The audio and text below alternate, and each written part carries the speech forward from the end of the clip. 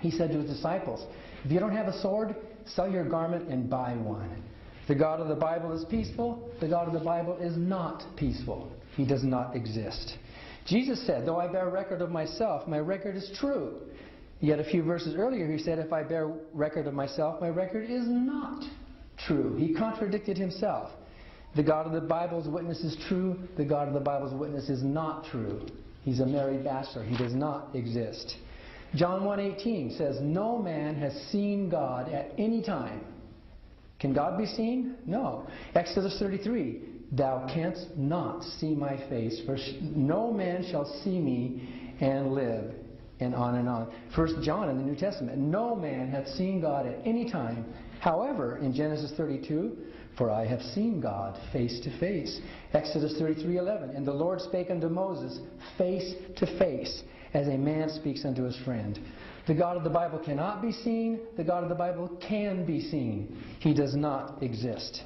Is he powerful? Behold, I am the Lord, the God of all flesh, in Jeremiah 32. Is there anything too hard for me? Jesus said, with God all things are possible. And yet in Judges 1:19, read this. The Lord was with Judah. He drove out the inhabitants of the mountain, but he could not drive out the inhabitants of the valley. Why? Because they had chariots of iron. God is all powerful. God cannot even fight chariots of iron. God does not exist. Does God live in light or does God live in darkness? 1 Timothy 6, the King of Kings, Lord of Lords, dwelling in the light which no man can approach. James 1:17, he's the Father of lights. And on we see God is light. There's no darkness in him at all. However, in 1 Kings 8, then spake Solomon. The Lord said that he would dwell in the thick darkness. 1 Samuel 22, he made darkness, pavilions round about him, dark waters and thick clouds of the sky. Psalm 18:11, he made darkness his secret place. So, God lives in light, God lives in darkness. Does he accept human sacrifice? In some verses, yes.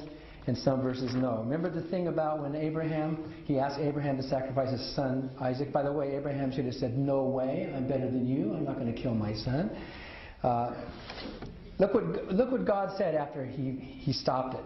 He said, lay not thine hand upon the lad, neither do thou anything unto him, for I now know that you fear God, seeing that you have not withheld thy son. I know now? I thought God knew everything. The Bible says God knows the future, but here he is saying, I didn't even know. The Bible even says God searches and understands all the imaginations of the heart. The God of the Bible knows the future. The God of the Bible does not know the future. By the way, if the God of the Bible knows the future, that means he knows all of his own future actions, doesn't it? He knows what he's going to do tomorrow at 12 noon, which means he can't change what he's going to do tomorrow at 12 noon. He's not omnipotent. If he does change what he's going to do, then he was not omniscient. In order to have free will and be a person with free will, you have to have options that are open to you that you can make a decision. If your decisions are predetermined in advance, you are not a free person.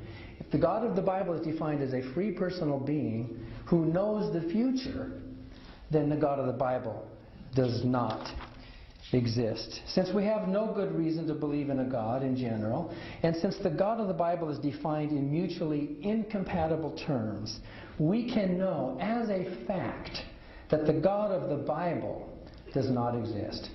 Maybe the flying spaghetti monster exists, that might be a different debate, but the God of the Bible, we know with certainty, does not exist.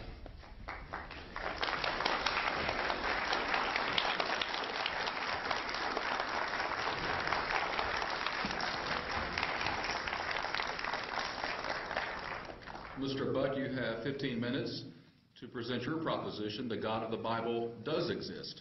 Thank you. I would like to express my deep appreciation for all of you being here this evening to discuss this question of utmost importance. I'd certainly like to thank Andrew and the Apostafarians for making this possible. I'd certainly like to thank Dan for allowing us to have this discussion this evening. And most importantly, I'd like to thank my God, whose existence I am here to defend this evening. Now, in Dan's book, Godless, Richard Dawkins says that Dan is now one of America's most effective and talented spokespeople.